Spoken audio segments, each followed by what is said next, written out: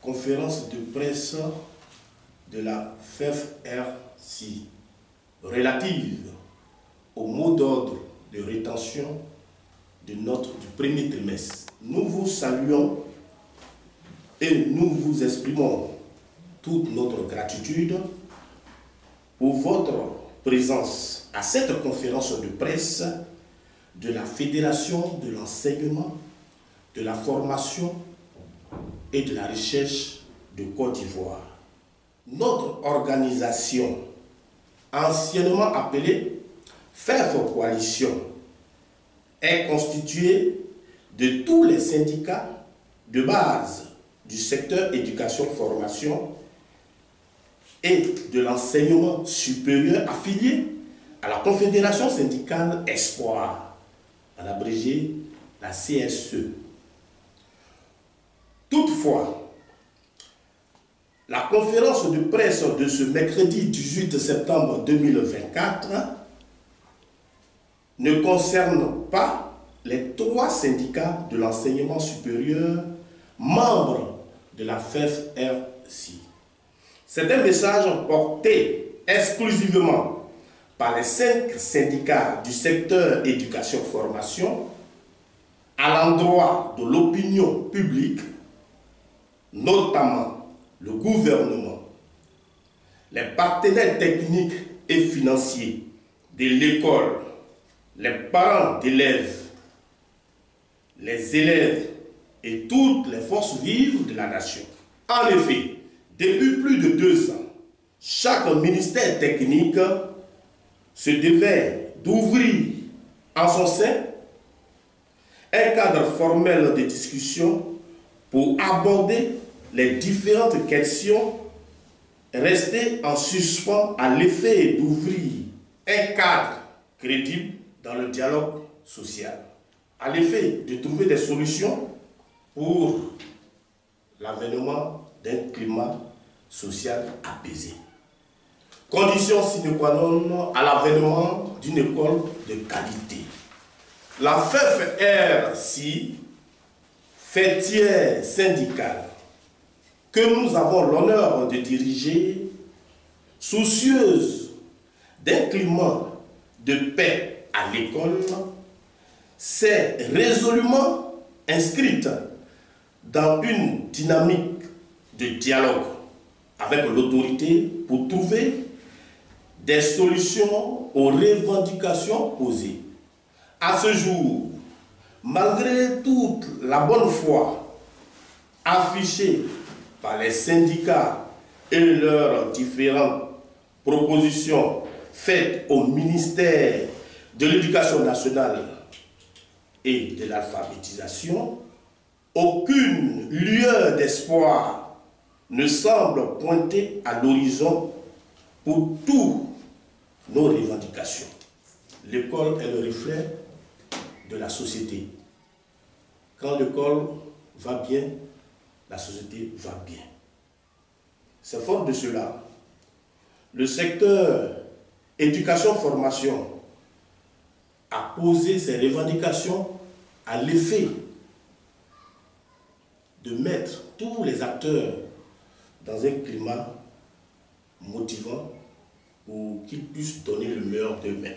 Notre revendication phare, qui est la prime d'incitation, jusqu'à là, n'a pas encore trouvé un cadre crédible de discussion.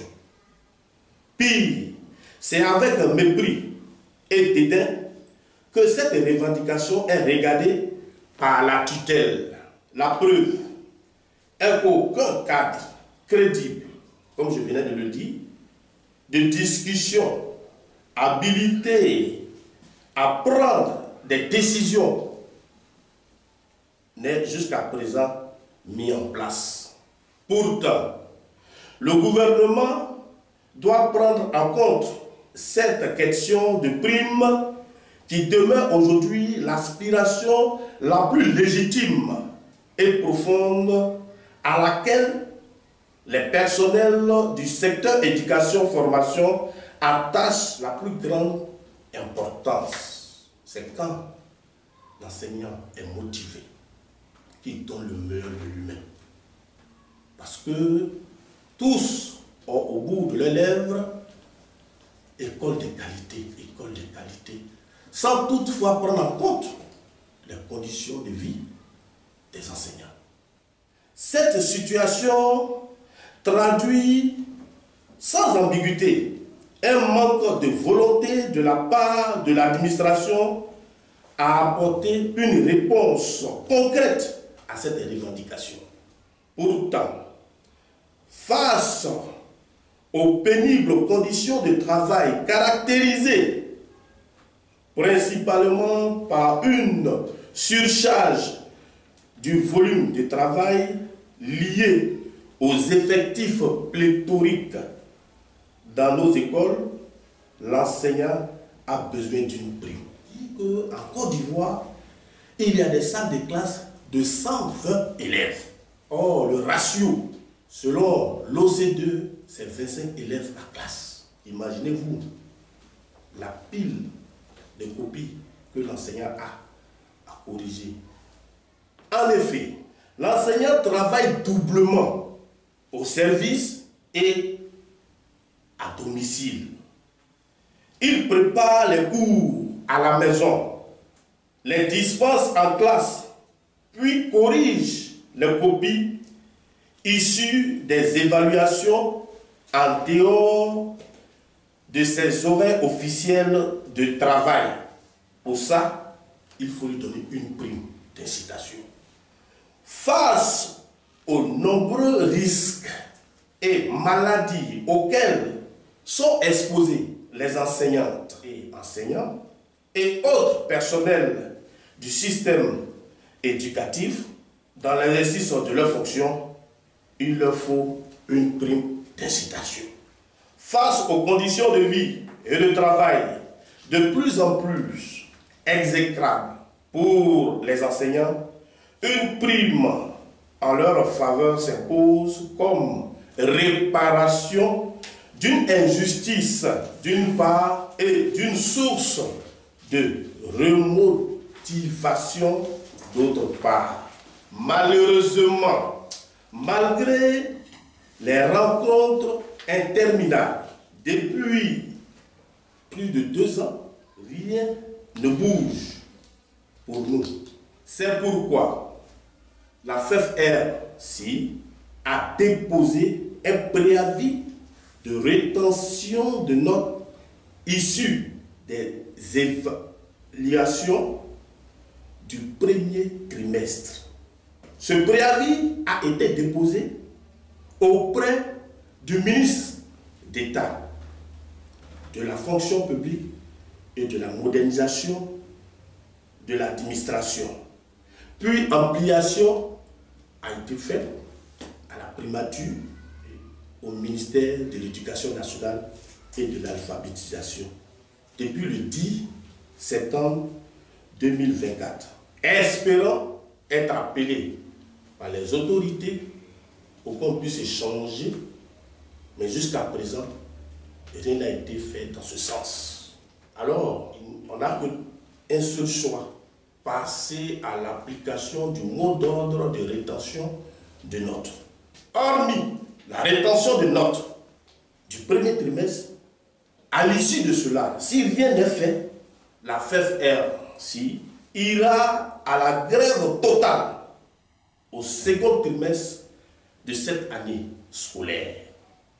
Concernant l'opération de rétention des notes, au niveau de l'enseignement du premier degré, les instituteurs devront retenir les notes des compositions programmées au niveau de leur circonscription. Ils doivent retenir les notes des compositions mensuelles au niveau de leur classe. Ils doivent retenir les notes du premier examen blanc.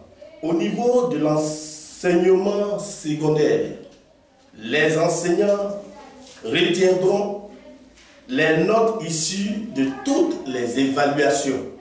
Pour les inspecteurs d'orientation, ils retiendront tous les résultats du test d'évaluation psychologique, l'ICAM, qui veut dire lycée ça m'intéresse.